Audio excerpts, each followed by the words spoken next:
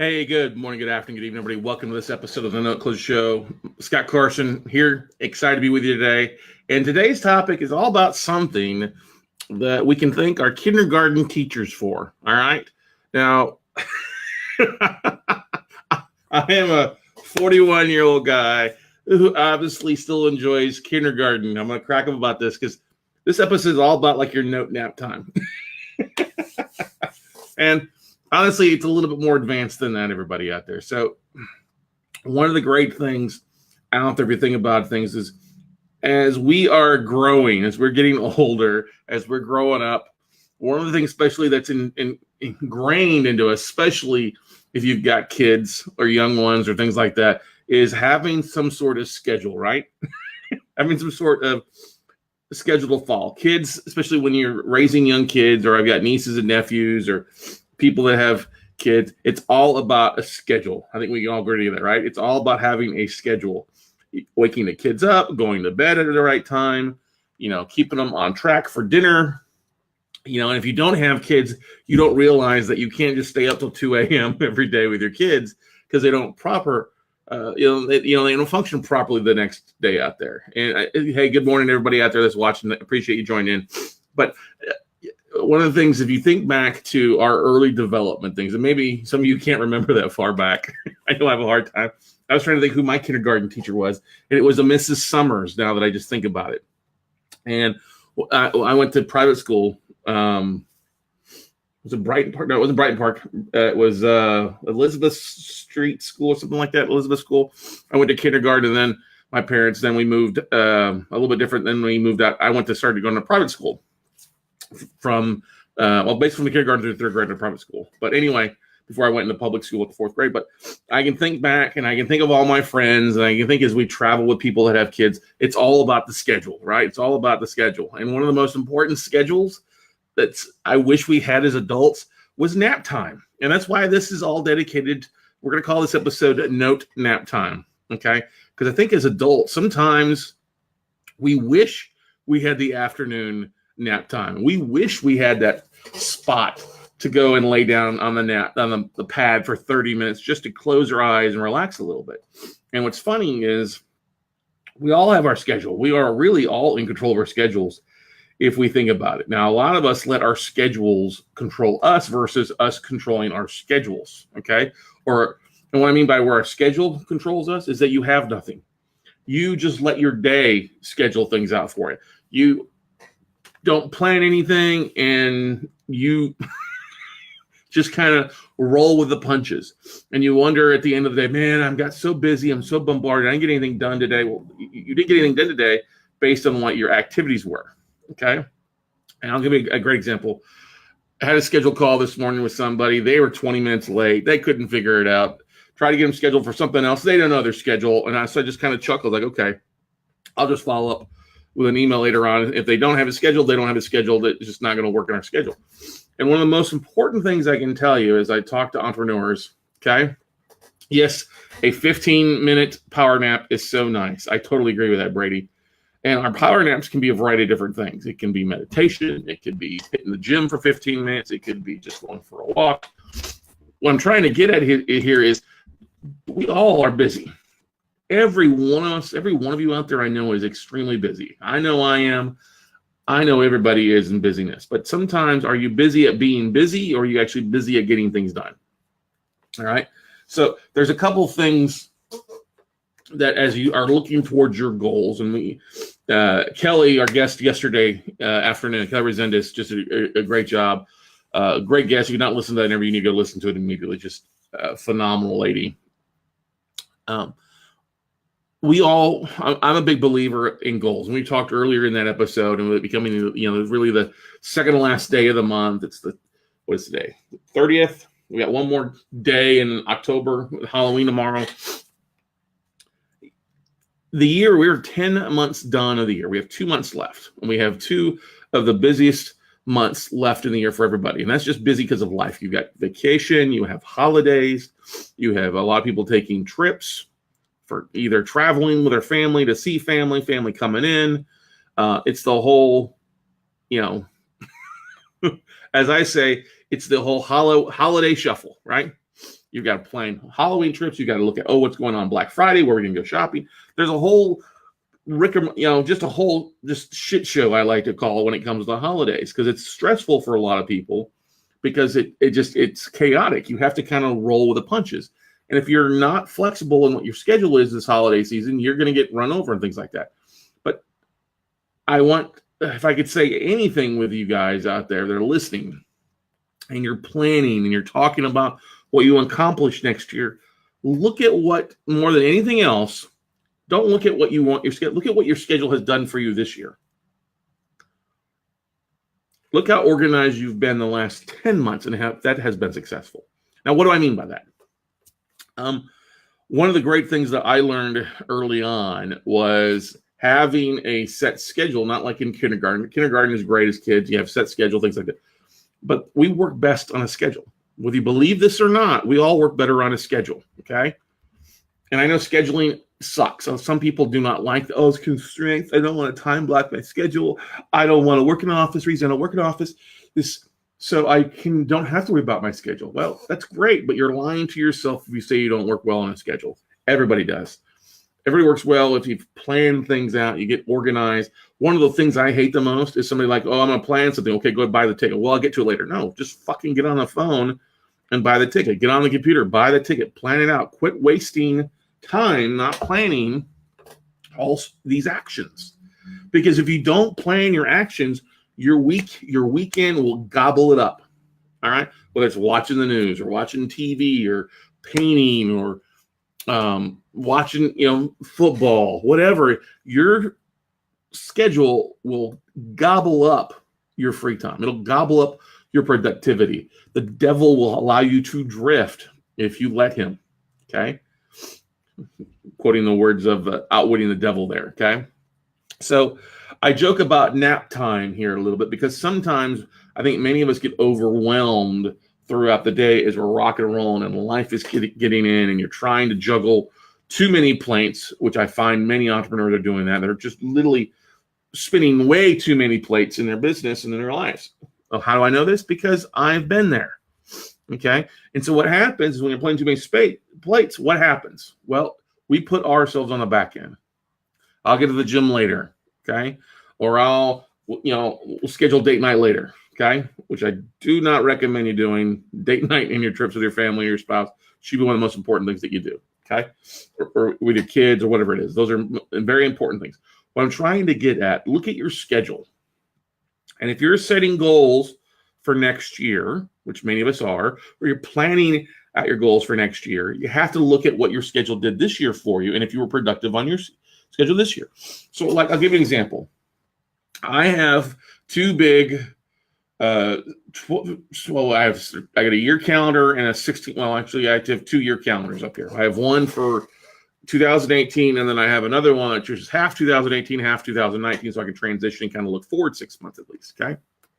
Now, I am trying to plan my schedule to be as best as just maximizing my time as best as possible. One of the things that we're doing this year is if I'm out speaking at a real estate club, we're looking at having a live meetup, either for the Note Closers show or for a intro on note investing or basically local RIA meeting on the Note Closers groups across the country. If I'm out at an event, if I'm out at PodFest or Podcast Move or Traffic and Conversion Summit or New Media Summit, scheduling something to help maximize my time so I'm not traveling as crazy a schedule as I was this year. I mean, I'm on flight number 35, 36, something like that. I'll probably, looking at my schedule, I might hit 40 flights. Am I traveling anywhere for the rest of the year? I might make one. Yeah, I'm traveling to Cape Coral. So I'll probably end up roughly around just south of 40 flights for the year. Okay.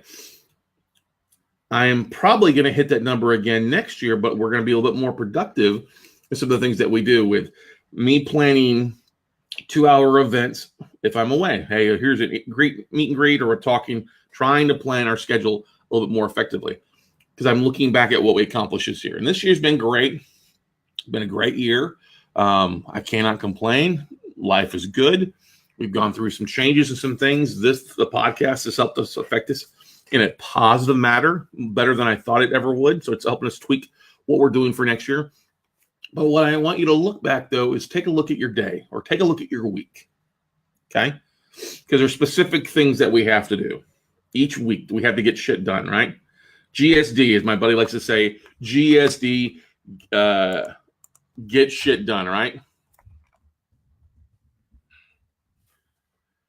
So what are you doing to get shit done during the day? Are you waking up the same time every morning? Are you going to bed the same time at night?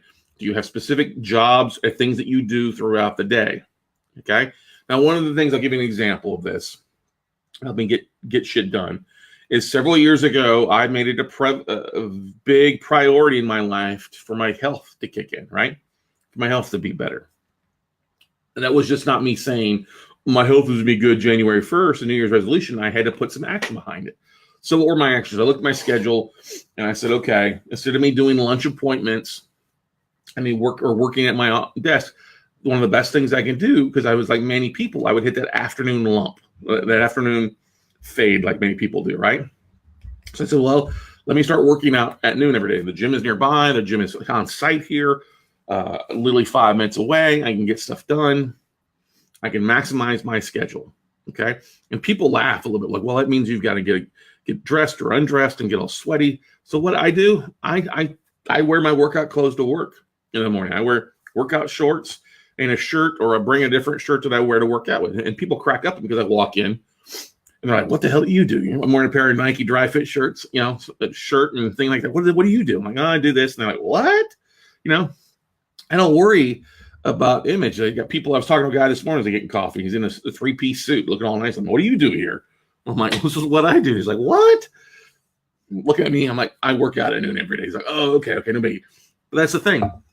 I started planning every day. I'm at the office from 12 to noon, and it stays like that about 90% of the time, Monday through Friday. If I'm in the office, great. I'm doing that for the most part. Unless I got to catch a plane, I'm traveling, then I don't do it. And then I try to do that when I'm traveling. And the beauty thing about having a smartphone with video and using Zoom, I can live stream in Thomas Nee, my trainer. That was a priority. And I have made big leaps and bounds in the last 2 years with that being a priority in my schedule. I don't do lunch appointments, okay? Because that's a 2.5 hour waste of stuff. It's not productive as much as I want to try to maximize schedule. When you're busy, you have to maximize your schedule on things. A lot of people ask out there, Scott, you guys are just killing it, doing a lot of stuff. Well, the reason you see us killing it and doing a lot of stuff is that we have scheduled things. Shannon does a great job of going through and creating social media posts for the podcast, okay? Posts that we target and post in other areas where we use one thing, and we use the marketing octagon, okay? The marketing octagon to share it across different platforms, LinkedIn. And I also have to give a big shout out to Tom Hazard and Alexandra Hazard and Tracy Hazard over at Feed Your Brand and Podetize, because they take this podcast, they throw it on the website, do some great stuff with that, they maximize it, they send us marketing back, and we use that to go out and refertilize our audience across different platforms. So we're taking what we're doing at once and reusing it. Too many people out there are doing one thing only, and that's it. They're not being smart about their marketing. They're not being smart about their actions. Now, what the best thing I can tell you to do is look at your schedule. I try to be in the office every day by 10. Sometimes I'm better at it at 9 o'clock. Sometimes I sleep a little late. Just depends on what the schedule is. Like last night was Note Night in America. I was up at the office here till about 9 o'clock. So I rolled out. So Tuesday's my later day to come in, usually at 10 o'clock. Usually I'm rolling in around 9:30 for the most part. My first half hour is the plan, and then it's marketing every day. Marketing every day for what we do through the podcast or something to help us with marketing for that day. That is why we are successful at what we do. It's why we help our audience. We focus on marketing each day, okay? What's the podcast episode going to be? What's that podcast that turns into a video, that turns into a blog post, it turns into an episode on iTunes and Stitcher, and it also becomes a video across Smart Channel. So I look at those things that I can tap into that will help me expand my reach without me having to do extra work. That's one way to maximize your schedule If you can do something that helps you clone your material or clone your audience or clone your reach without you having to do a lot of work, that's a valuable tool to add. Buffer, Hootsuite, very simple things out there. Using repurpose.io or LiveLeap as ways to double your audience on your video views. Those kind of things are important, valuable things for you to do. Now, networking is a great thing a lot of people put in their schedule. And I get if you have a full-time job, what you have to do with your full-time job is just write that into your schedule. Hey, I got to be at the office from 9 to 5. Great. Do you have an hour lunch? Yes. Well, what can you do in that hour lunch break? Okay. To help you fit your goals for the next year. Does that mean you need to pack your lunch and you run to the gym really fast and knock out 20 minutes on the treadmill or 20 minutes on the elliptical? Okay. Do you change the clothes you wear? Kind of loose fitting, maybe some of the workout pants. Okay. Or do you do that? Or do you spend that time at lunch working on your email blasts or working on your LinkedIn profile, connect with asset managers? What are those things that you're doing to maximize that hour of things? Are you, instead of sitting in traffic for an hour to go home, do you wait 45 minutes, work on something for your business, and then drive the 15 minutes to get home because the traffic's no longer bad? Okay. Do you have a 45-minute commute each way on the bus? So do you use that time to listen in, or do you use it to market online with things? There's a variety of things that you can do to help you maximize your schedule.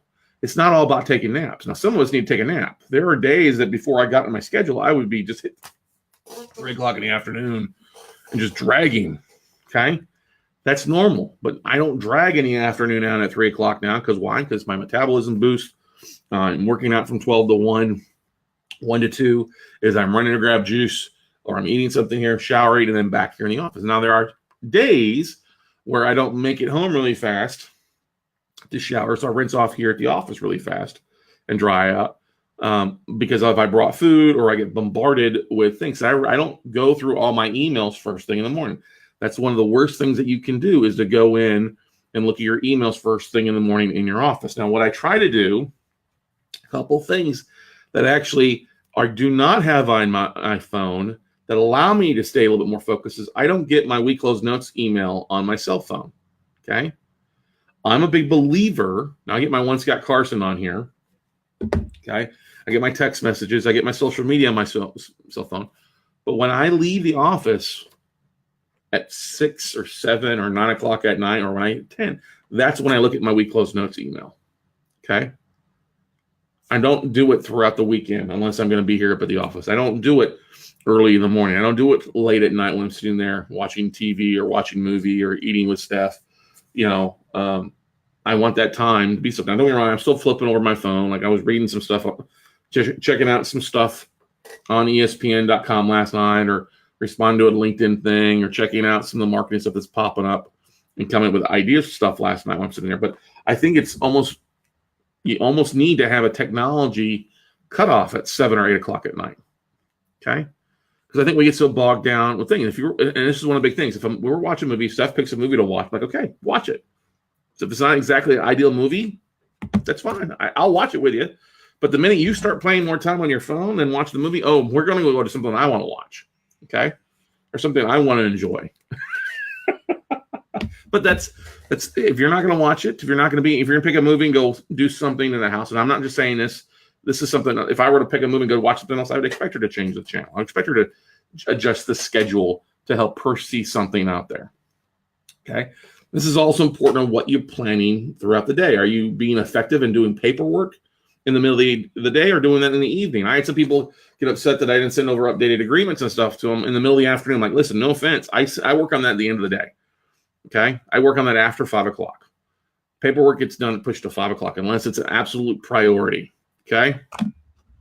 Thank you, Steph. Yes. Focus, Carson, focus. Exactly. But that's what I'm trying to get at.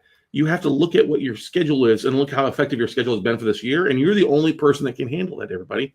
You're the only person, that can handle it, but you're the only person that can tell you if your daily schedule has been great or not. Okay. Has it been productive? Has it not been productive? Do you have a crazy schedule? And I'll tell you this, the more you can get on a normal schedule, the more productive you're going to be. If you've got a job that's peak and valley hours, I get that. It is going to happen, but you have to try to figure some sort a resemblance to a normal schedule. And I look at, like, we'll talk about a buddy, Mr. Eric Hyde out there, or Julianne Ferraro on there. You guys are police officers. You probably have some days you're on, some days you're off. I had friends who are firefighters. They work 24 on, 48 off. Okay. That allows them to get some stuff done, but during that day or whenever they're on, they're on. They've got to, if it's lands on a Tuesday where their shift is, they're on a Tuesday. Okay. My mom was an RN for years, and she's now been retired as a nurse. So she would work the graveyard shift a lot of times. Okay. Graveyard shift, come home, see us kids off, go to bed for 4 to 5 hours, wake up at 1, 2 o'clock in the afternoon, get some work done, and then get ready to go to be in the hospital by 6 o'clock, 7 o'clock at night for the graveyard, for the shift to go from 7 to 7. She did that 4 days out of the week. The other 3 days of the week was trying to be a normal schedule. That first day was always a little groggy for her. She was getting back on, but then the last 2 days were productive, and then she was going back to work. But she had to schedule as best as she could handle with things like this. And this is what I'm trying to get out there for those of you that I see that are just drifting all over the place. Try to stick to your schedule. If you're not getting time in the gym, it's probably because you're just not scheduling. If you're not getting time to make phone calls to asset managers or send an email out to your email list, it's probably just because you're not scheduling things. If you just are lazy, that's fine. Be lazy. If that's what you choose, be lazy. It's okay. All right. I had somebody called me up the other day and was like, "Hey, Scott, I just don't think I'm into this. I think I'm just lazy. I'd rather take a nap in the middle of the afternoon versus, reaching out to asset managers or sending an email blast out. I just don't really feel like doing that anymore." I'm like, that's your prerogative. If you can get away with it, by all means, get away with it. But if you don't want to accomplish something, because I know everybody out here wants to accomplish some big things. Okay. So we can learn a lot from our kindergarten teacher about nap time and scheduling things. And look at your schedule. I saw somebody, what was his first name? Chris Mojo, I believe, from Life and Air. He was up in Rochester, New York, talking about how the idea is that an 8-hour day was created with Henry Ford. Well, we really only need about a 4-hour day these days to get as much stuff done with technology and everything that we have in today's world. Okay. As entrepreneurs, we really need about 3 to 4 hours of productivity to get as much done today as we did years ago. If you look at your schedule, you can get work from noon to 4 or 1 to 5, okay, or 10 to 2 or 10 to 3, I guarantee you can get stuff done. We've just recently been messing around with our schedule, and I've been using Calendly to help us with bookings. So usually I don't take personal meetings. I don't take phone calls. Someone wants to schedule a call with me, it's usually in the afternoon. Why in the afternoon? Because that's when I'm most aware. I'm most aware between 2 and 5 p.m. Okay? And there are days that I'll have conference call after conference call, 30 minutes after 30 minutes after 30 minutes after 30 minutes with people. It usually lasts 15, and then I get 15, 20 minutes of quick work done before I get the next phone call, or 15 to 20 minutes of action items. And that's what I do. I have action items that I get done throughout the day. All right? So look at your schedule. If you have something that you can schedule every day, put it on the schedule. Take the time right now to start planning that stuff out. Trust me, you're going to fail at it the next 2 months. Totally going to fail at it because the holidays are going to put a freaking shit show in the middle of our schedule. Okay? Totally going to screw shit up. It just is what it is. That's what the schedule is all about. You got holidays coming. You got cousin Randy coming. Shitter's full. That kind of stuff you got to worry about. People flying in, people flying out. What are you cooking? Holiday trips, going to the Nutcracker, whatever. Okay. God hopes Stephanie doesn't buy another dozen Nutcrackers this year. God can only hope. What I'm trying to get at everybody here is I'm trying to have a little bit of fun with this, is that you have to just take this seriously. And by all means, take it seriously. And I'm going to tell you right now, there are days you are going to fail. You're going to fail every week. The idea is if you can start getting a little bit better this week, you're further ahead. If you can get 5% better this week, great. Get 5% better next week. Get 10% better in 2 weeks. Get 15% better in 3 weeks. A little bit of 5%, a little bit better. If you get 1% better each day, at least with maximizing your schedule and organizing on things, you'll look back, and I guarantee you this. The most successful people that seem to get most amount of stuff done are the ones that own their schedule and they own their time. They value their time like nothing else. And what I mean by value their time, they know what their time is worth and what they can get done with it. That's why they're not wasting time doing mediocre things. They're not wasting time washing clothes. They're not wasting time doing things that can be delegated to somebody else. Okay? They're not flipping out about little things. Okay? Michael Slaywin says, thanks for the reminder, Scott. Always good to hear. Life ain't a dress rehearsal. No, life is not a dress rehearsal. Thank you for saying that, Michael. And there are tools that you can use. You can use Google Calendar. One of the things that I used to use early on, some people are more about note taking, is when I was a banker. This was a really phenomenal thing that JP Morgan Chase did when I was a banker, because we had a what do we call it? We called it a score sheet. And what it was is basically from 7 a.m. Actually, it was more like 8 a.m. to like 6 p.m. Those are time in the bank. What did you accomplish? Who'd you meet with? Okay. And so that was the thing. If you had a meeting with somebody, boom, Mr. Smith came in, wanted to talk about his checking account. Boom, we put that down at 9 o'clock.